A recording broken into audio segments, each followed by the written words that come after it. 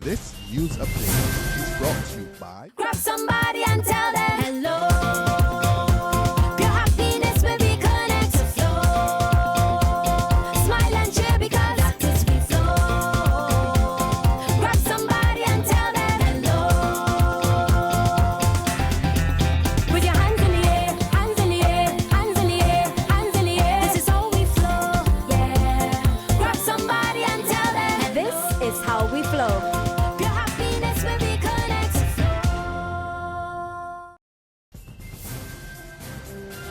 This is the Barbados Today evening news update for Friday, October 30th. Thank you for joining us. I am Marcelle Williams. One man linked to the disappearance of St. Philip resident Marcelle Smith has been remanded to prison after appearing in court today on theft charges. Cheriss Ricardo Omar Ince appeared in the District A Magistrates Court this afternoon, charged with stealing a $14,000 car belonging to Aurelia Smith between October 12 and 17. Smith is the husband of Marcelle Smith, who has been missing since October 13. It is widely believed that a body discovered in a ravine last weekend at Halton Plantation, St. Philip, is that of the 75-year-old Smith, but police are yet to formally identify the body. Ince of Nursery Number 2, 4 Road, St. Philip, was not required to plead before Magistrate Douglas Frederick. He was remanded to HMP Dodds until next Tuesday, when he is due to appear in the District C Magistrates Court. Director of Public Prosecutions Charles Leacock is calling for more stringent action against criminals, particularly murder accused. Leacock told Barbados Today that for too long, criminals have not been feeling the full weight of the law. He believes ill-gotten gains of criminals convicted of illegal activity should be confiscated, and murder accused should be denied bail. I certainly don't agree with granting bail to murder accused, but you don't necessarily have to review the Bail Act to do that. There will always be discretion. What we have to do is get the judges to be less willing to grant bail to persons, because what the experience has shown is quite problematic. I mean, people are out on bail and allegedly committing other serious offences, and it's not the first time it's happening. We will have to review the manner in which the act is being applied. Leacock added, however, that bail should only be granted in special circumstances. You shouldn't get bail for murder unless it's a very exceptional case, like, let's say, a very elderly person or a very young person, like a schoolboy with a very appropriate defense, like self-defense. That kind of case. But the usual run-of-the-mill shooting, and I don't think that's appropriate to give bail for. I agree, you can't keep people in indefinitely. Also, in those cases, should be fast-tracked. But we must set up an administrative way of dealing with it rather than just giving everybody bail carte blanche for murder. Air traffic controllers at Grantley Adams International Airport are back on the job after a week of industrial action to protest working conditions. Their action caused significant delays to air travel into and out of the airport. Minister of Tourism and International Transport Richard Seeley assured the traveling public that there was no need to fear any further delays and that things are running smoothly again. The industrial action, which started in protest against long-standing environmental problems, physical conditions, and dissatisfaction over style of air traffic management, ended overnight after an agreement was reached between the Barbados Workers' Union, the Ministry of Tourism and International Airport, the Department of Civil Aviation, and the GAIA. There's no need to fear. There's absolutely no reason why there should be any undue delays of flights at the airport. I mean, yes, we're going into the busy period, and there's always those risks involved. Safety is never compromised with our airline partners, so, you know, we will have those occasions when flights may be delayed for one reason or another, invariably because safety is given such a high priority. But everything is running smoothly at the moment. The Deputy General Secretary of the BWU, Dwayne Paul, noted that an agreement had been reached, but he said the situation needs to be monitored. All controllers are reporting for duty. We had discussions which has resulted in an agreement which he was monitoring for complaints. The Trinidad-based conglomerate Ansa Macal has responded to the latest circular issued by Directors of Banks Holdings Limited regarding the current bidding war for the control of the company.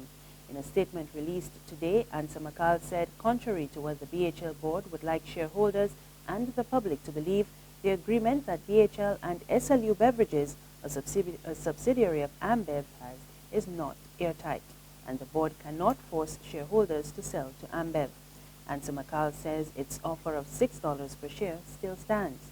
The company also charged that BHL's claim that they will be bankrupt if anybody else buys the company is not true, because the agreement is not enforceable. Ansa Macal is currently the highest bidder in the BHL takeover saga and says it will be challenging the validity of the BHL-SLU agreement. Its president and CEO said they will utilize all means available to ensure that it is not detrimental to BHL shareholders. As a number of communities continue to struggle with water shortages, the Barbados Water Authority today distributed a number of buckets and containers to residents to assist in water collection. The BWA also installed 2,000-gallon tanks in those communities in an effort to alleviate the water woes. There's regional and international news after this short break. Secure your future, be financially strong. Since 1983, we have been there for you. A smart range of products, great tax benefits. We're the solution to your hopes and your dreams. The Barbados Workers Union Cooperative Credit Union. The Barbados Workers Union Cooperative Credit Union. Humble beginnings to smart loans, smart savings. Save smart and borrow smarter. That's the move for me. Stability, prosperity. We're the solution to your hopes and your dreams. The Barbados Workers Union Cooperative Credit Union. The Barbados Workers Union Cooperative Credit Union. In news from the region, a victory for the Mayan people of Belize at the Caribbean Court of Justice. 25 members of the community have been fighting for recognition and protection of Maya land rights before the international courts and the courts of Belize during the last 20 years. The CCJ ruled today that the government of Belize breached the appellant's right for protection of the law by failing to ensure the existing property regime, which was inherited from pre-independence colonial system, and was recognized and protected Maya land rights. The CCJ emphasized that the protection of the law is linked to fairness and the rule of law, and it is demanding that the state take positive steps to secure and protect constitutional rights and honor its international commitments, including obligations to protect the rights of indigenous peoples. In international news, the United States says it will send a small number of special operations troops to northern Syria to help local forces fight the Islamic State. This is the first time U.S. troops will be working openly on the ground in the country. We get the details in this BBC report. American Special Forces in action in Iraq. Dramatic helmet cam footage showing how they rescued hostages during this recent raid on an Islamic State prison.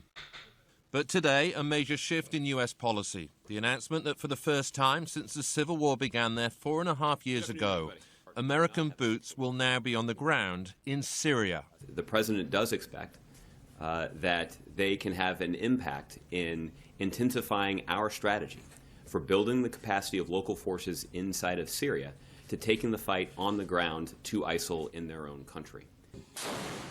The plan is to advise and assist moderate rebels in northern Syria rather than for U.S. forces to engage in frontline combat against Islamic State. And the deployment is deliberately small, fewer than 50 Special Forces troops. Speaking at talks on the Syrian conflict in Vienna, the U.S. Secretary of State John Kerry said the intensified military campaign against the group he calls Daesh comes also at a time of heightened diplomatic activity. So we're employing a two-pronged approach. Speaking for the United States, we are intensifying our counter-Daesh campaign, and we are intensifying our diplomatic efforts in order to end the conflict. That's the news. There's more on our website, www.barbadostoday.bb. You can also subscribe to our e-paper, email updates, and like us on Facebook. You can catch us on Izumi Media in bus terminals or screenplay at supermarkets and gas stations near you. Also tune into Channel 101 on Flow TV or Mix 96.9 FM. I am Marcelle Williams. Good evening.